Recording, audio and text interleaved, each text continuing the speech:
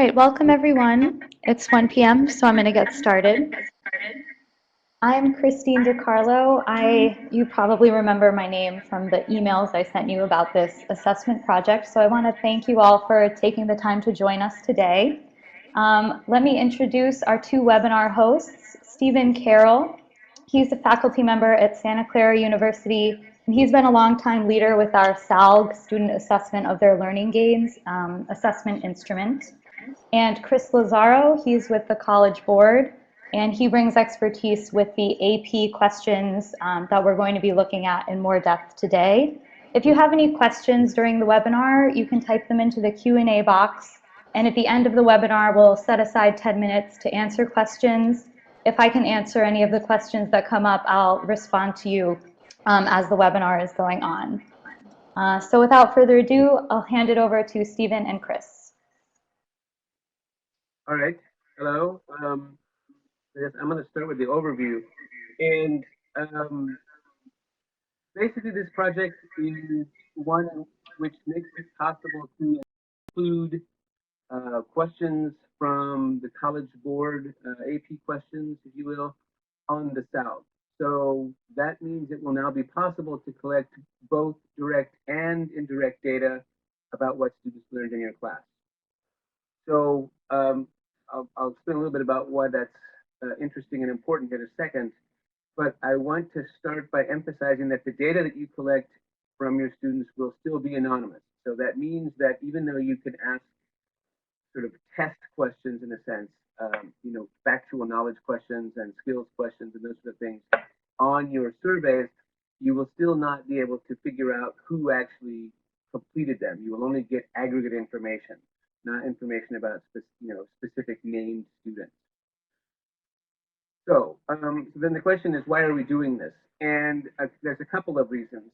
One is that we're interested in validating the censor methodology. So we're trying to, in some sense, silence some skeptics who say, well, it doesn't really measure student learning and it's not really reliable information that the SALG collects. So we're interested in validating both Censor's approach, the idea that civic engagement actually helps people learn science, and we're interested in validating our own instrument for testing that. And of course, in the long run, our goal is to make both our assessments better, and of course, in the long run, our teaching and students' learning should improve as well.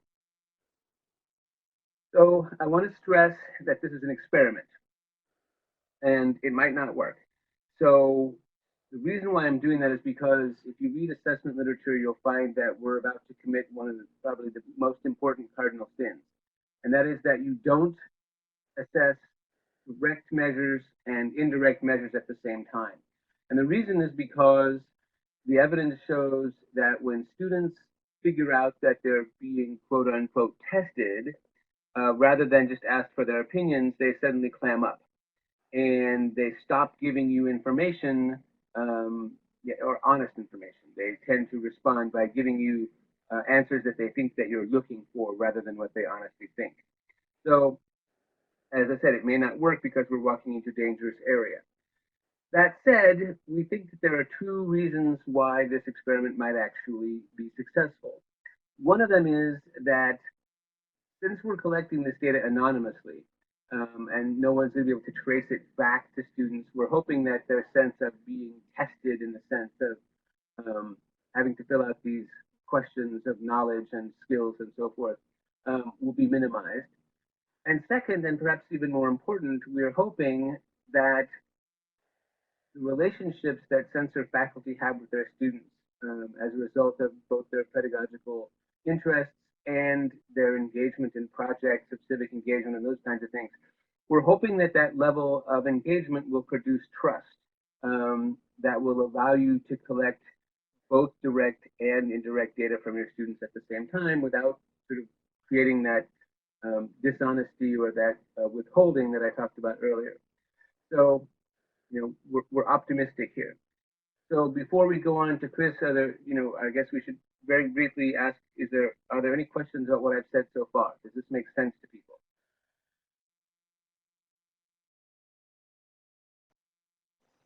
Stephen, I'll chime in here. There haven't been any questions in the Q&A box yet, but if anyone does have them, please type them in and we can address all of your questions.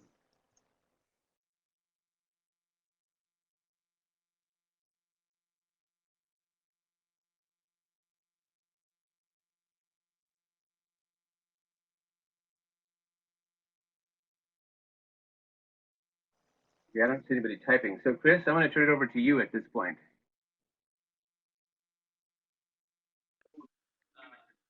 Yep, thanks guys.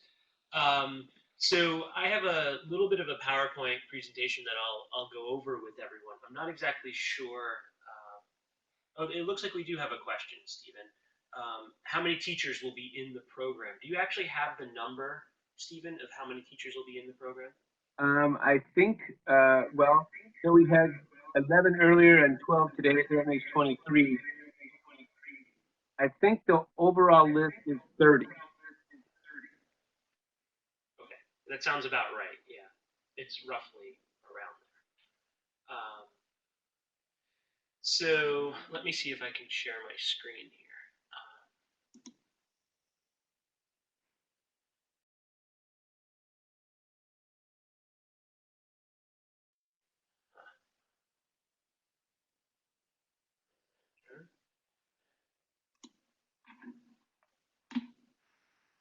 Perfect. Can you guys all see that? Yes. Great. And so, let's see, how do I? Christine, I can't advance the slide. Is that because Oh, Chris, do you see there's arrows on the bottom? Can you click the, there you go. Got it. Great, thank you very much. So a little bit of background to help us get started on what we're doing here in terms of how we're integrating some of the AP questions and what that actually looks like. So really the purpose of including AP questions, well, there's a few purposes of including AP questions. First of all, this is the redesigned advanced placement courses in science. So when I say science, what I mean is biology, chemistry, and physics.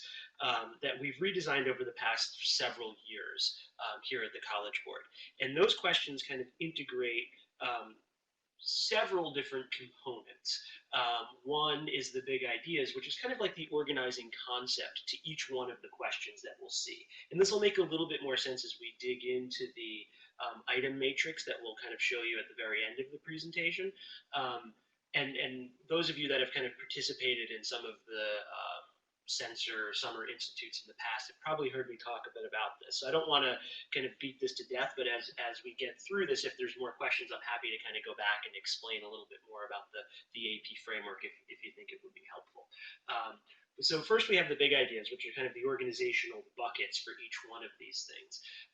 Underneath that, we have the enduring understandings. And this is really the important component for us because the enduring understandings are the concepts that we want students to know in 50 years after they leave a course.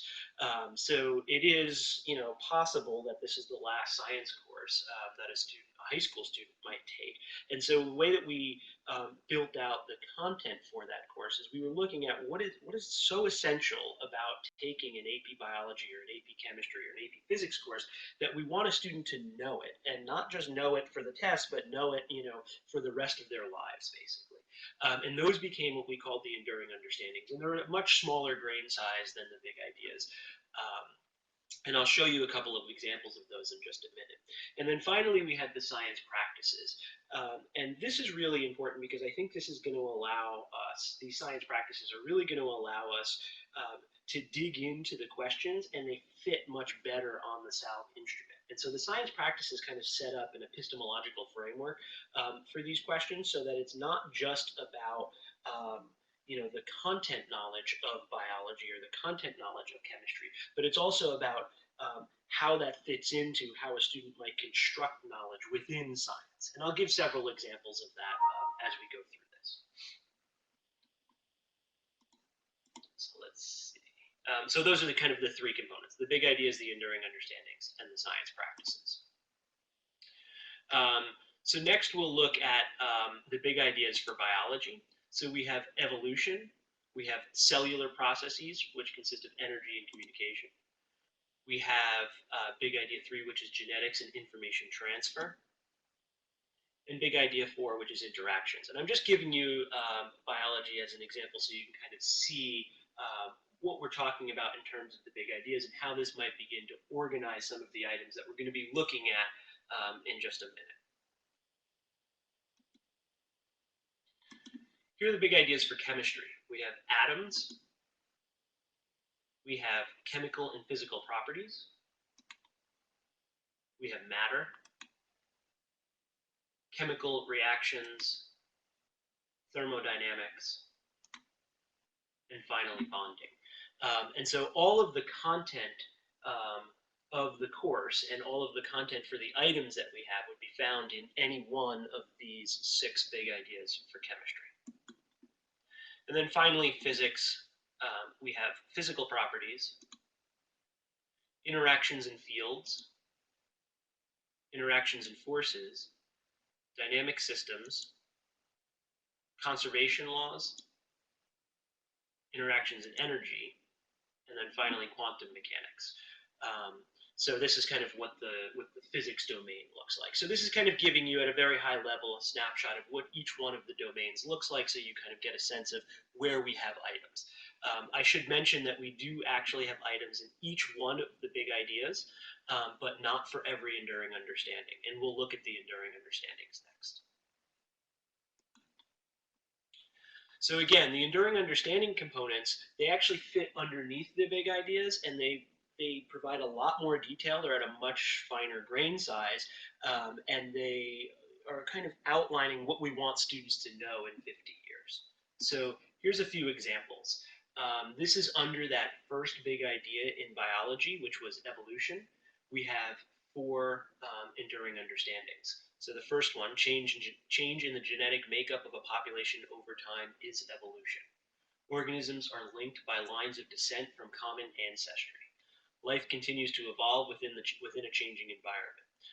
And then the last one is the origin of living systems is explained by natural processes. So this is kind of the grain size that we would want everyone to be looking at when you're choosing the item. So you would say, you know what, the content of my course really does cover big idea 1, which is evolution, and it absolutely contains A and C, but maybe I don't have enough of or I wouldn't want to choose items for whatever reason. Maybe your course contains it, but that's not the items you want to focus on, or maybe your course just doesn't contain a focus on this, like B or D, something like that.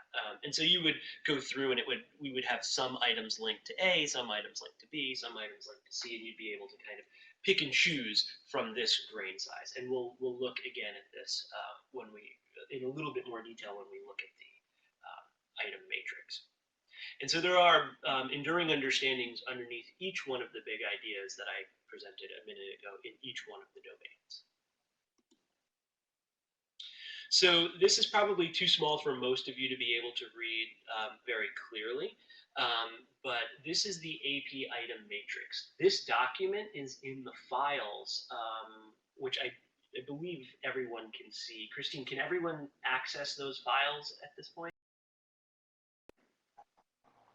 Yes, the files box, you should all be able to see it's beneath the Q&A box. Right. Yeah, I wasn't sure if it looked the same on my computer as it does on theirs.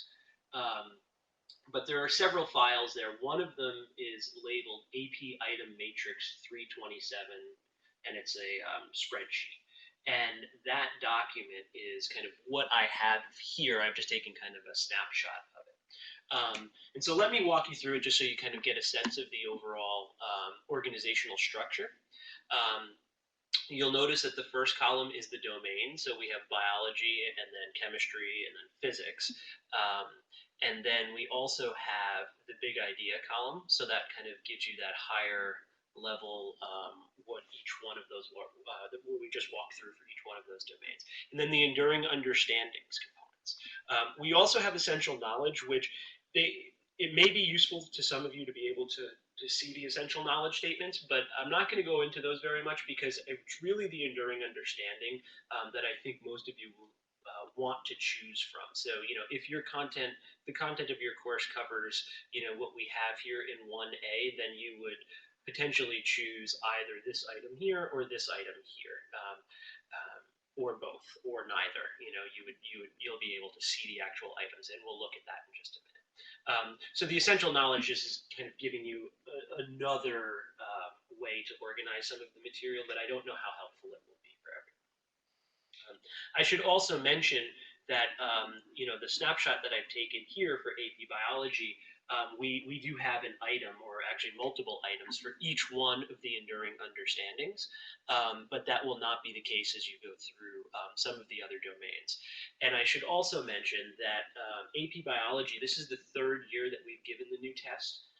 For AP Chemistry, it's the second year that we've given the new test. And for AP Physics, this is the first year, so 2015. So the spring of 2015 was the first time we gave the AP Physics test. And so we have limited items that we were able to use for this initial project in both chemistry and even less in physics.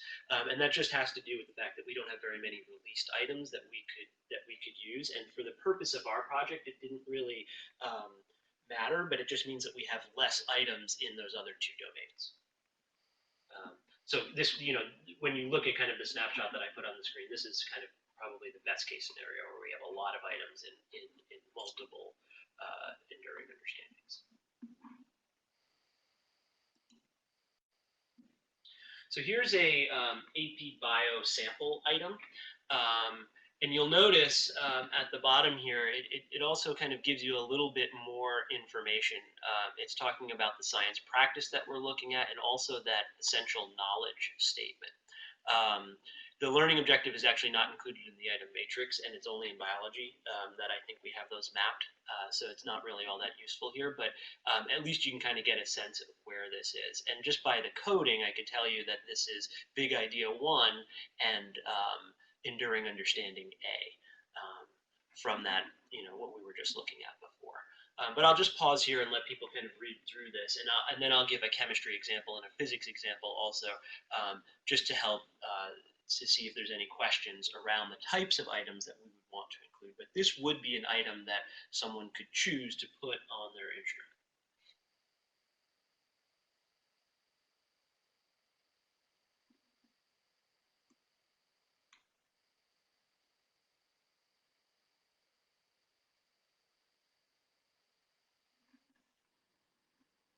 Okay, before I open this up to questions, I'm gonna just show the chemistry and physics items, and then I'll answer any questions that anybody has after that.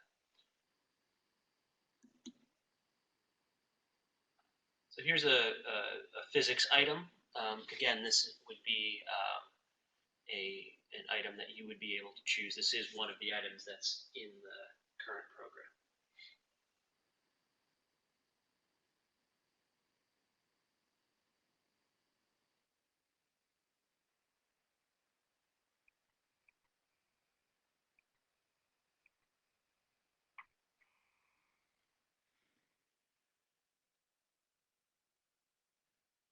And then finally, the last item.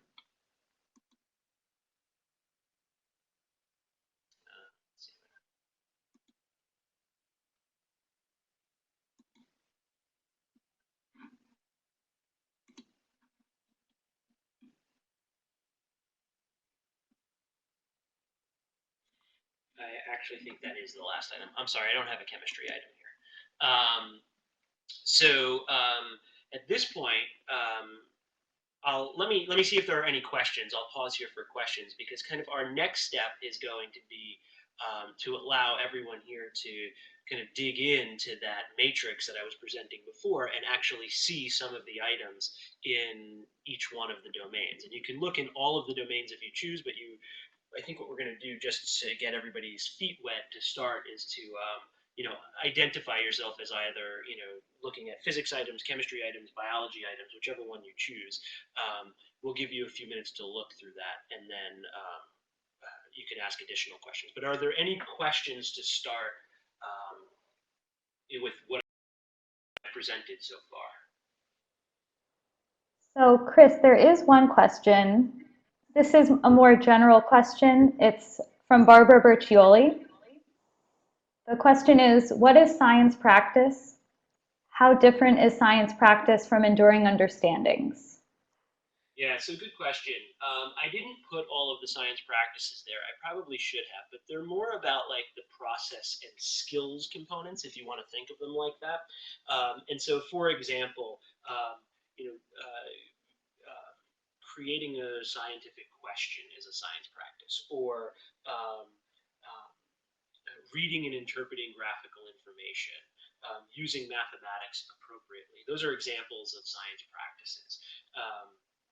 And so we take those science practices and we integrate that with the content of the course. So something to do with evolution, right? So we may want to talk about natural selection, and we want students to be able to interpret various lines of evidence to support a claim about natural selection. And so that would then become the enduring understanding. So the enduring understanding is kind of the blending of the content of the course with those practices to create the enduring understanding, and the science practices are just kind of the skill side. I hope that helps. Yeah, thank you, Chris. There's one more question. This should be helpful, I think, to people who are teaching courses that aren't just for freshmen or just at the intro level. So Oriana Carter has asked if these questions would just be for first-year biology majors. So do you want to tackle like what kind of course would be a good candidate for this? Yeah, that's actually a very good question. These are AP questions, so the way that the College Board views the AP program, and why I think it fits really well with what we're trying to do here with Censor, is that we view the AP course content, and therefore the questions that we're asking to assess that course content, as first-year college-level courses. And so this would be your Bio 101 or your Intro Physics course. It's not to say that a second or third year student shouldn't know this stuff. They obviously should, and we would kind of consider this to be foundational, but we do see it as college level work. It's not high school level work, and that's why students often will get college credit for taking an AP course if they can pass the assessment. What we're thinking, though, for our sample is, for the most part, this is going to be your Censor course. And Stephen, do you want to kind of expand on that? Because I think you know a lot more of the courses that are going to be participating in this. Is it okay if we have, say, juniors and seniors potentially in our sample? Would that mess things up, in your opinion? Nope. No, that'd be fine. I would agree with that. I don't see any reason why that would be a problem.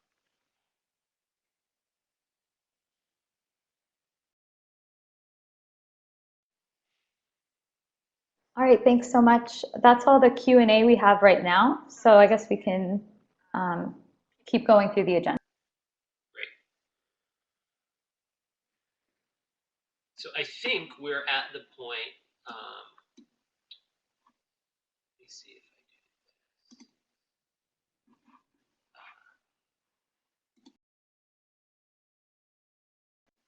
I'm not sure how to Yes, get we back should. to the agenda. Here, I'll bring the agenda back over.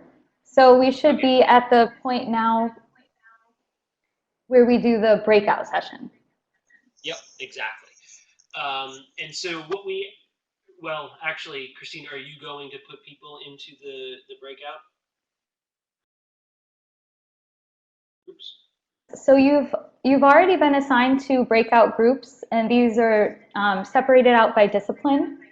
So the majority of you today have identified as mostly biology faculty, and there are two, according to what you filled out to register, two chemists. So when we start the breakouts, you can talk with the faculty in your discipline, but if you want to switch to a different group, you can add that to the Q&A box and I can move you. And really what we're asking you to do, kind of the purpose of these breakouts, is to look at the items that we currently have, which are identified in the AP item matrix document. So you'll need to download that again from the files. And also download either the AP Chem or AP Biology, or I guess AP Physics document, so that you can actually see the items that we have. And what we're looking for is just a little bit of feedback from you. Do you think that these items would be representative of the types of items that you would feel comfortable asking your students? And if so, are you still willing to participate in our kind of experiment here? And if you have questions about it, we want to give you some time to kind of look at it and ask any questions you might have, so that you feel comfortable as you move forward with this. And then after that, Stephen will kind of give you a quick look at what the new salve instrument is going to look like, so that you'll see what this will look like kind of on your end on the other side.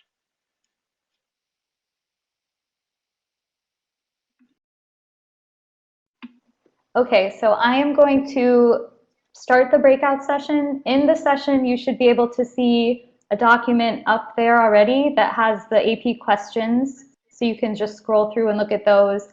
But you can also download the file so that you have it. And also, there is a chat box in the breakout room in case your microphone isn't working or you don't have a microphone, so you'll be able to communicate via chat or by your web microphone.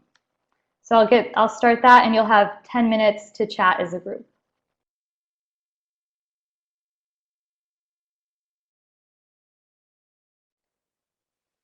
All right, everyone, you should be back in the main room now. I hope your Q&A conversation or your breakout conversation was enjoyable and fruitful. So I wanted to open it back up to have a Q&A just to discuss anything that came up when you were in your breakout groups.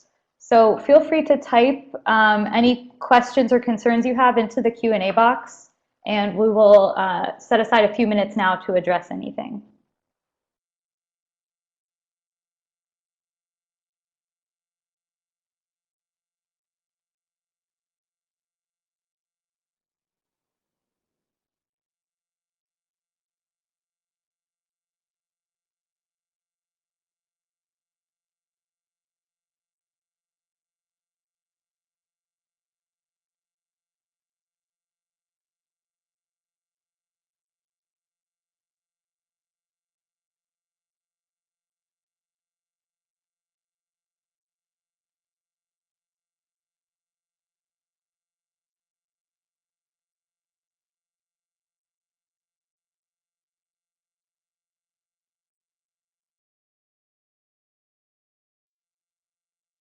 So we have one question from Oriana Carter.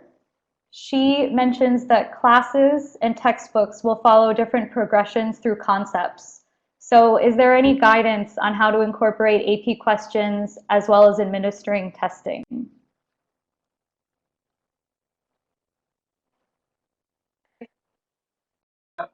Well, you're gonna Yeah. you're gonna So, can you hear me, Christine? Sorry, I think I had my... Yeah, I can hear both of you now. Okay, sorry. Go ahead, Stephen. I talked over you. I'm sorry. No, it's okay. So you get to choose the questions that you want to put into your instrument. So obviously you're going to choose the ones that are relevant to your content and to your learning goals. So um, at the moment we don't have any sense of guidance other than your own best judgment, I think. Right, and I would add one piece to that, which I think is really important. So you may identify as a biology person or as a chemistry person or maybe as a physics person, but that does not mean that you couldn't use the items from the other domains. And so really it just kind of comes down to what you think would be most relevant. We wanted you to kind of focus in this last exercise on one particular domain, just so that you could get a little bit deeper and you can see some of the items and what they look like and how they relate to the matrix that we built out, just to see if there might be any questions. But in terms of how you organize this, no, choose the questions that you think are most appropriate and ignore the other ones. would be my suggestion. And it doesn't really mean that there's any set sequence or any right or wrong way to do this. I think other people would have come up with other ways to organize these same items that may have made more sense to you. This was just a way that kind of made sense to us, and that's why we did it that way. But there's no real right or wrong way to determine which items you should use.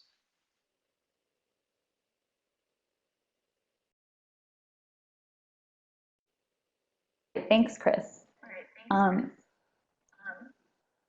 So some other questions, and I was listening in a little bit in the biology chat. So for a civic engagement aspect to your course, this relates, is it okay to sensorize just one big idea in a course? So for this project, in terms of this project, Chris and Stephen, do you want to address that question? I would say absolutely. I mean, actually, I'm guessing that that's what most people are going to do.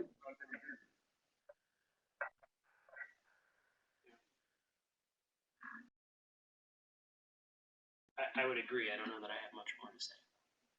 Great. Okay.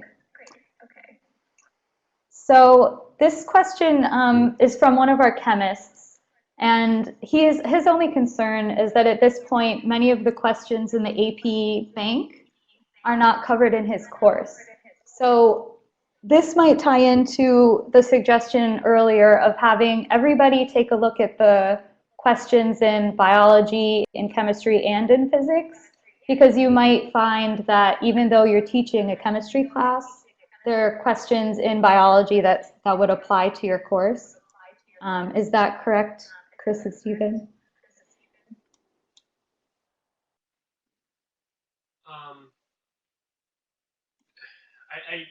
I don't know that I fully understand the question itself.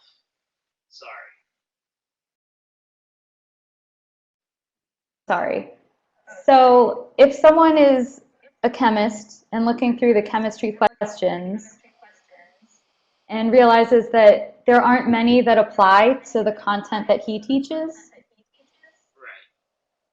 Taking a look at other subjects, perhaps he might cover content in the biology bank. Okay, sorry. Now I get it. Yeah, I understand the question. Sorry. So yeah, right. So my suggestion would be to look through some of the other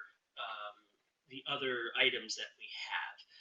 There may be more in biology or in physics that would relate to the specific content of your course. It may also be that what you find is that some of the items in the chemistry may serve as kind of foundational knowledge to the content of your course, and you may choose to include them because you would expect students to know them.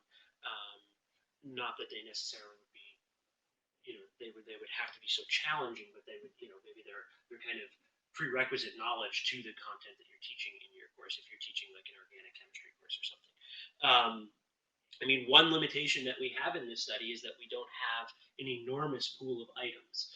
I mean, it's a pretty good pool of items, and for this field trial, I think it kind of gets us enough data. But if we find that this is useful and if it works in the ways that Stephen was kind of describing at the very beginning of all of this, then we would look to expand that, and we would be open to kind of suggestions of, hey, it would really be helpful if you included more of this, organic chem stuff, or this other component in physics or whatever. And if we have items to that, in those areas, we would look into that. But I don't think we're at that stage just yet, so don't make those recommendations just yet.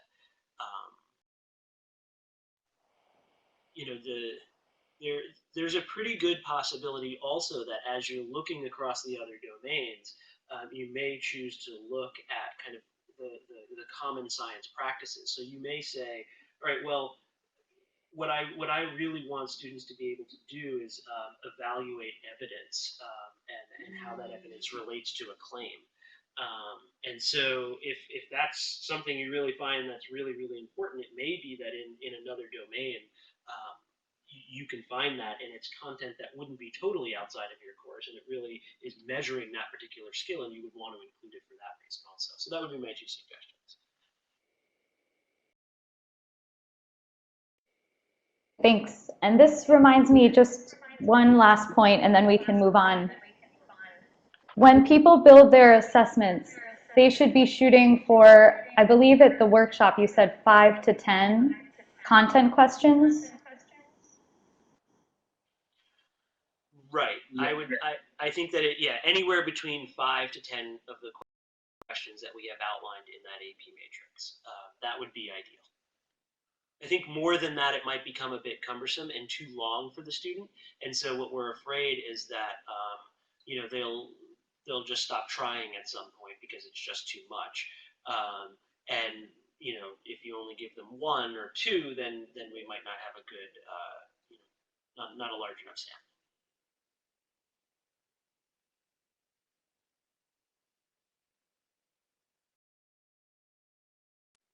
We should move along to Stephen's presentation now. Okay, can you see my screen? Yes. Okay. It's full screen for me, so it's the only thing I can see at the moment. So those of you who have used SOG before will recognize that this is a very new look. This new site has been rebuilt from the ground up. It preserves the functions of the old site, but it's been rebuilt using an entirely different new programming language, rebuilt from scratch. And the primary purpose of this rebuild was to make it easier for groups of people to interact with each other, share instruments, to collect data together, and do all those kinds of things. So when you come into the home page, this is what you will see. I will post to the chat session today, and I'll put a document up. You can see this up here is the site. It says testing in it, so that's for testing. And this site, which I also give you address for, says sensor education. This is the real site. So the reason I'm showing you the testing site is because if you start putting fake data into this real site, it's not going to go away. It's just going to be there, and it will pose problems for us later. So while you're playing around, please use the test site. So what you see here is your home page, and you can edit your profile. You see it's very basic information, your name, your title, phone number, and you can put a picture up for yourself as you see, and you can change your password. So pretty straightforward stuff. And then you'll come here to the dashboard, which is where you will manage your instruments and surveys and your membership in groups and that sort of thing. So all I'm going to do today is show you how to add AP questions to your instrument. So at the top here, you will create a new instrument, and it opens up a window for you. You're going to go to start from someone else's instrument. So this is on the old site, this is equivalent to the public instruments. And I can't do this because it's actually my instrument. And so since it's not someone else's, I can't see it from there. So, but what will happen is you will go to this list of instruments, and you will see down in that list a sensor SOG baseline and a sensor SOG instrument. Above that, you see in here, you have a number of ways to search that list of public instruments. You can search for it by number, by name, words in the description, categories, when it was created, all of those things. So it's very easy for you to find instruments. As you see down here, you can also select instruments that have been modified. So if you know that somebody else made a really cool instrument based on the sensor SOG, you can find it here. But for right now, I'm just going to select the sensor SOG. And then it wants me to give it a name.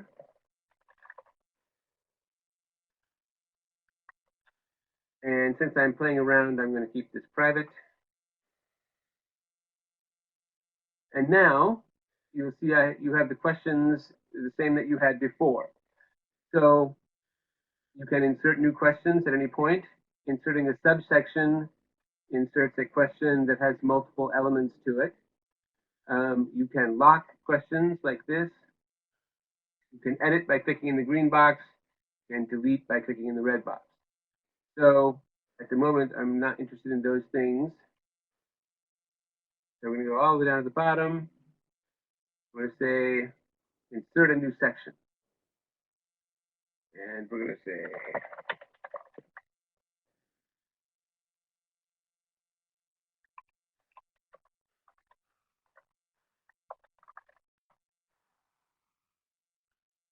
this is the most important part. You need to select a knowledge section. So once I've done that, click save. And it will take me down and it says, look, you have this section, but you don't have any questions in it. So I need to insert a knowledge question. Now, you can see here, I could make up my own question. So if you have a question, sort of a test type question that you want to ask people, you can do that. But I want to go to an AP question.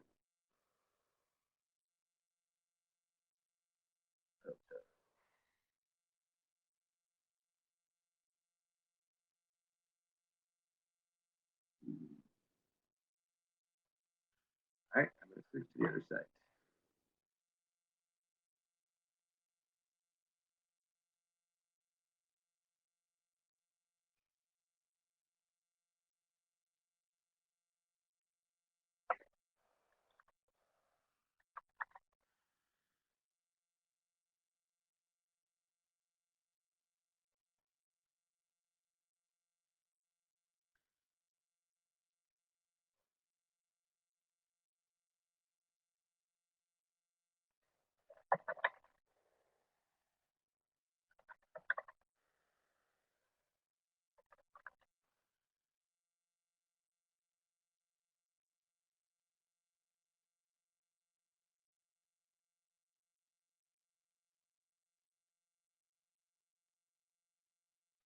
Okay, so this is what you should have seen. I'm not sure what's happening with the test section at the moment, but what you should see here is all the AP questions. And what you can do is filter them by category. So let's say I'm in biology. I want a biology question, and it gives you the big ideas here. But let's say for a moment that you just didn't remember what big idea number 2 was.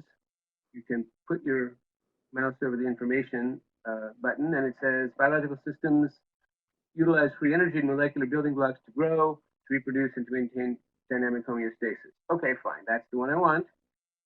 Click on that.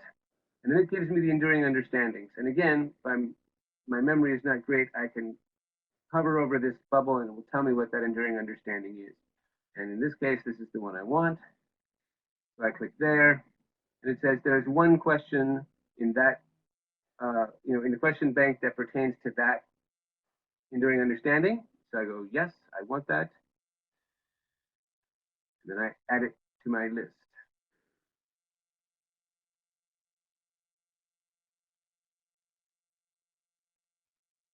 Select it here, add that question to my instrument. I've got it there. Now I can also add another one if I wanted to. This time, I'm going to put a chemistry question in there.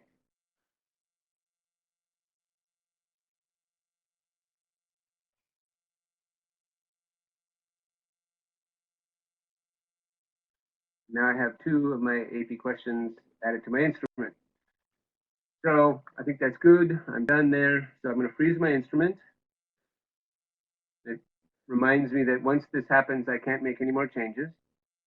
Say yes. And then if I wanted to make a parallel instrument for somebody else, or I wanted to make an instrument for a different section, I could do that. But right now, I just want to create a survey. So I'm going to do that.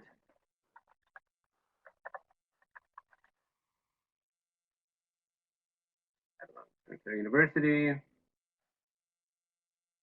it's going to be for fall quarter.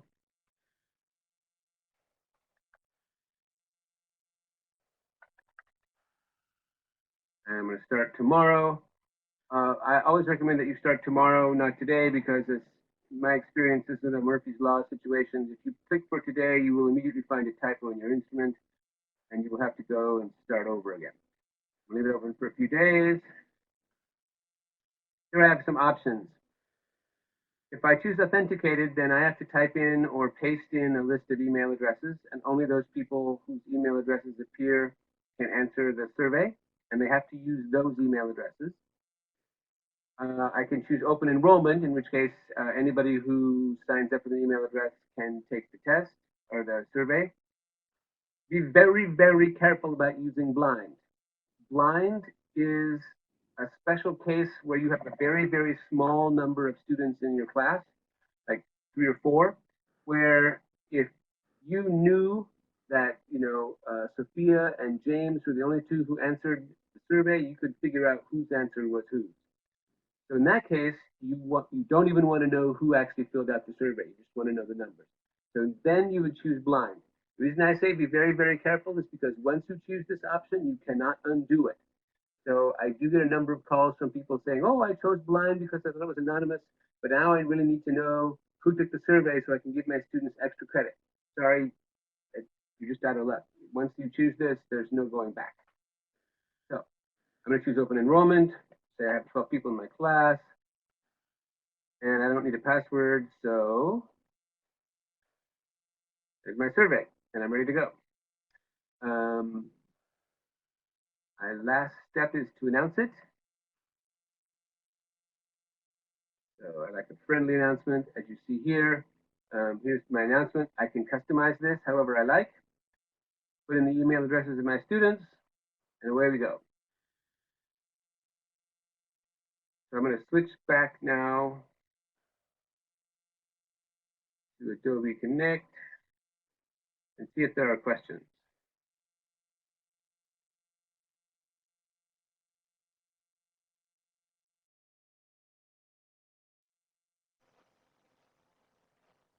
So if you have a question, definitely feel free to type it into the Q&A box. And thank you, Stephen.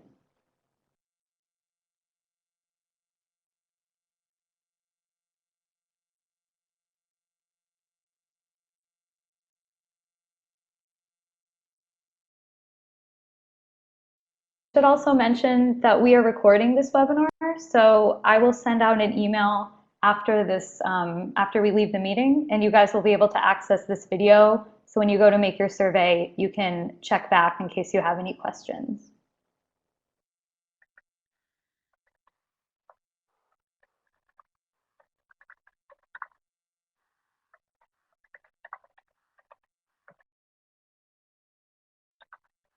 So we just got a question for the links to the new SALG site. So Stephen, since the test site seemed to be a little buggy, should I just send the link for the real survey to make the real instrument? Yes, I'm just actually going to post that right now. Oh, okay. You can post it.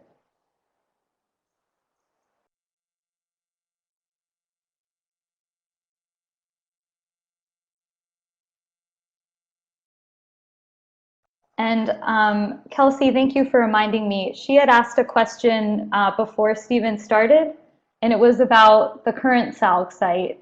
But I think this will apply even with the new site. So even though students can submit their email addresses, instructors only receive de-identified data. So if you want to compare course grades to performance on this assessment in a pre-post format, how will instructors receive that data? Wait, say it again, please. It's a long question. I need to have all the parts at once. I will copy and paste it into a message so everyone will be able to read it. Just give me 1 second. Okay, can you see that now, Stephen?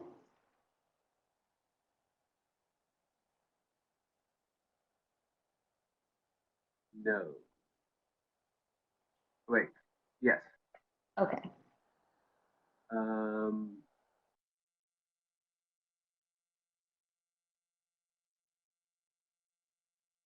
So you will be able to. So you'll get a copy of, basically you'll get a copy of your instrument. So you will be able to see how people did in aggregate. So in other words, you'll be able to see how many people got the test questions right versus how many got them wrong. And of course, you will have their numerical data for the other SALG questions as well. You can also drill down to individual instruments. So you can see, okay, so of the people who got this question right, what did they say about elements of pedagogy or sort of the learning gains they made, those kinds of things. You will not be able to correlate course grades to specific individuals, right? Because that would require being able to de-identify them or to actually identify them. Does that answer your question? I'm not sure I'm answering your question.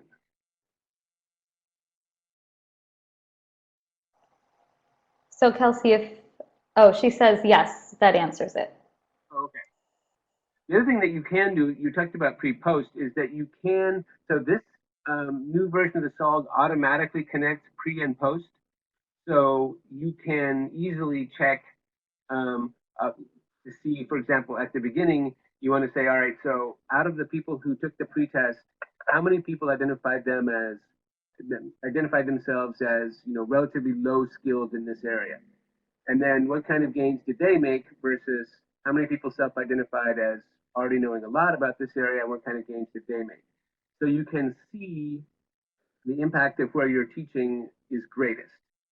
You'll be able to see, are you making the most difference in the top, at the middle, or towards the bottom of people's you know, preparation when they wind up coming into your class.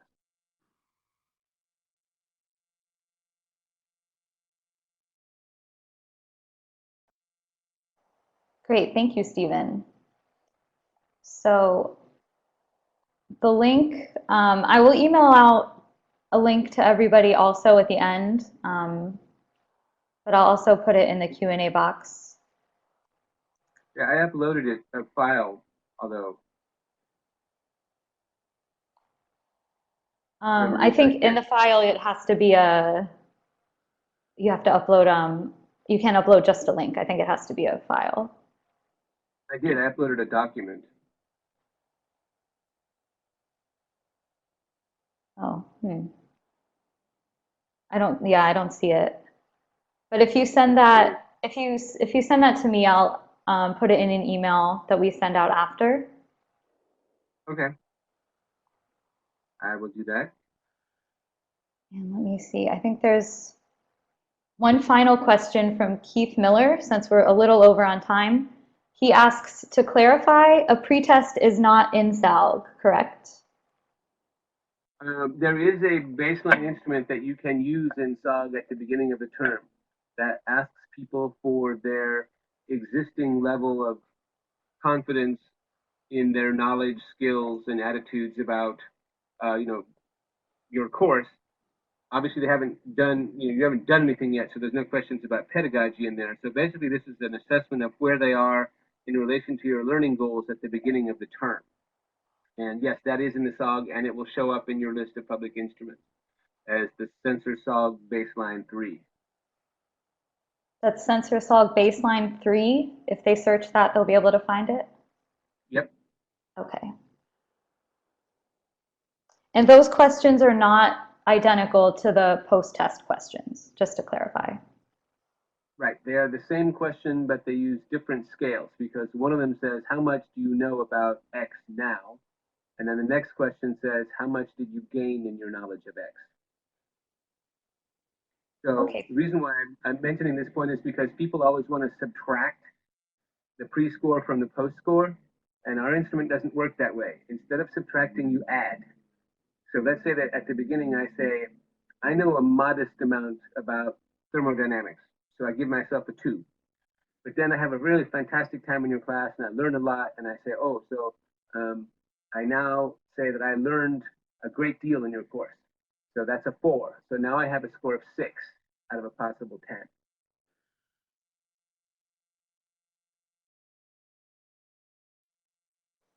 Great, thank you so much, Stephen. Thank you, Chris.